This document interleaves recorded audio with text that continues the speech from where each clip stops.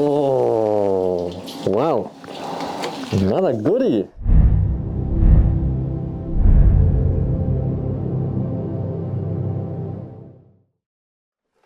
Hello and welcome to the Agatebay YouTube channel. I'm Joshua from Germany, the founder of the company Agatebay, and I will show you some hopefully gorgeous agates today. But first of all, welcome back to the channel, and welcome also to the channel if you're new. I cut some very high quality agates. Some of the material is very expensive, so most of the agates I cut in the videos is also material which I save especially for the videos. So of course I also cut a ton of agates behind the scenes, but some of the most spectacular agates I want to keep on tape for you guys. These are some of the Mexican Laguna Agates, which have become quite rare and valuable. I have pretty comfortably high hopes in these, so let's see what we'll be getting by cutting them. I gave this agate a quick oil bath so I can see a little bit better where the window areas are and where some fractures might be and where they're going. So just a tiny window here on the back side, but a pretty big window up front here where it's showing some gorgeous colors. I will stay a little close to this area here just so I can make sure that I get this beautiful banding, and then probably place a cut somewhere around here, somewhere in the middle between the window and the corner here, so I can maybe avoid some of the fractures and hopefully get two nice halves out of it.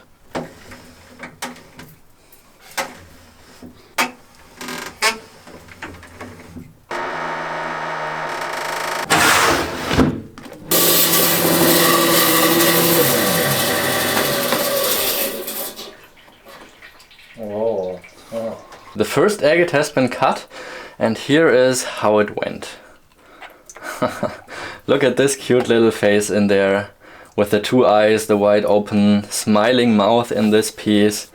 That was a really nice surprise. It's got a couple of the healed fractures, which especially make this area look so interesting because of the color changes that happened with the healed fracturing lines. Also in the other half you can see all these kind of lines with a color change that happened, but these have been long time healed, so I think it's actually a really cool piece.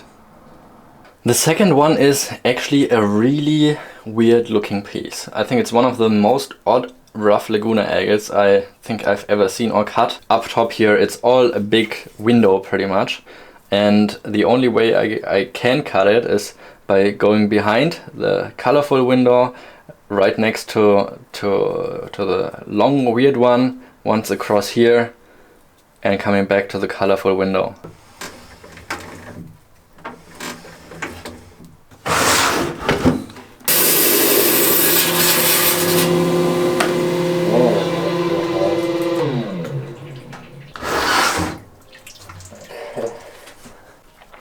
It was good that I still stayed close to this area here where it has this nice colorful yellow agate, because that is certainly the most interesting area of the entire agate. And fortunately it stayed inside of this piece too. So this is a really interesting area. Bright yellow with all these tiny pseudomorphs going on. I'm not sure if I've seen that before. However, I think it's an interesting piece. I will get it polished and you can get it for an affordable price on my website. Yeah, this is another rather odd looking piece, but this time in terms of the colors. I can see it has a few fractures running across here in this area up top here, so I think this area will be somewhat fractured. The volume is a little bit more over here, but this window also limits me a little bit, so I will probably place a cut that's pretty close to the window right here. But I can also see there's a tiny fracturing line going in there, but I will stay pretty close to that window and then just go boom once across the volume of the stone here.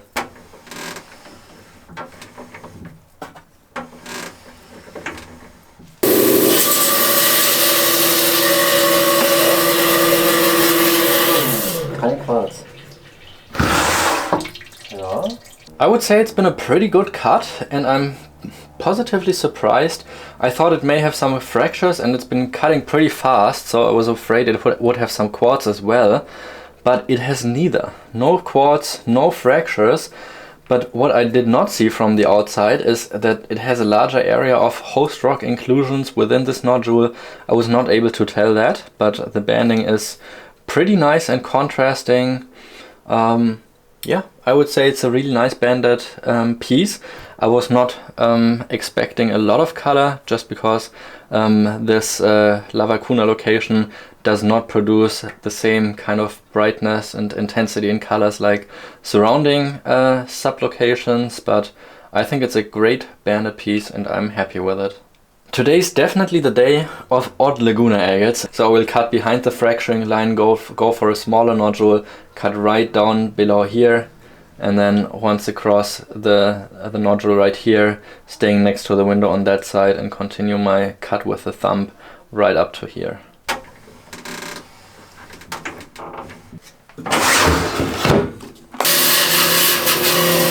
Oh, yes.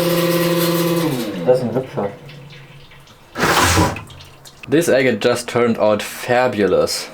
There's a tiny little bit of the fracture that is still showing in here, but look at this piece. Such a cute little face, and it is so rare to cut any agate faces at all, and having two faces 3 cuts apart is just unbelievable.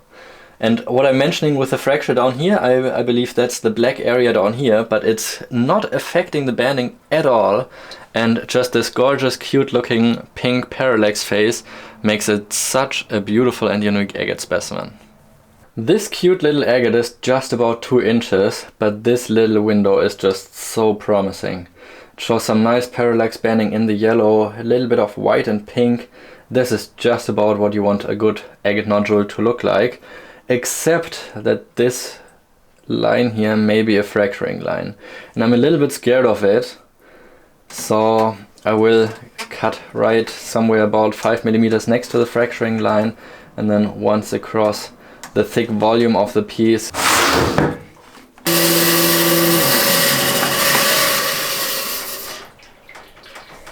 Oh, wow. Are you ready? This is just an absolutely perfect piece. So sharp and finely banded throughout the entire center of the stone. The symmetry is outstanding. The contrast is so nice in the entire banding through the center. No quartz, no major fractures, just a tiny little bit up here maybe, but we'll see that when the stone is entirely dried out.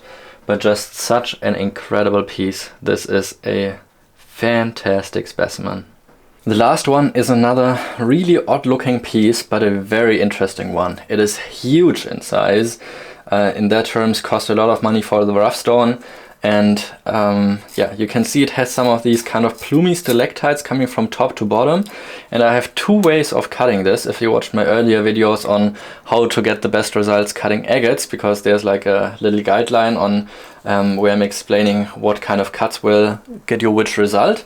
So if you cut it parallel to the stalactites, you will get some beautiful kind of stalactites dripping from top to bottom. But you can also cut them sideways in like a 90-degree angle to the stalactites, and then you will not get the stalactites, but round circles which will appear like eyes. So I had the difficult decision to make that I will be going for the eye cut in this case, and I will be placing the cut below this window line here and cut once across here. There's another window section right here where it's showing some pink agate. I will cut below that, so here just below that in this area, and then come back up here across and back up here below the window line where we started.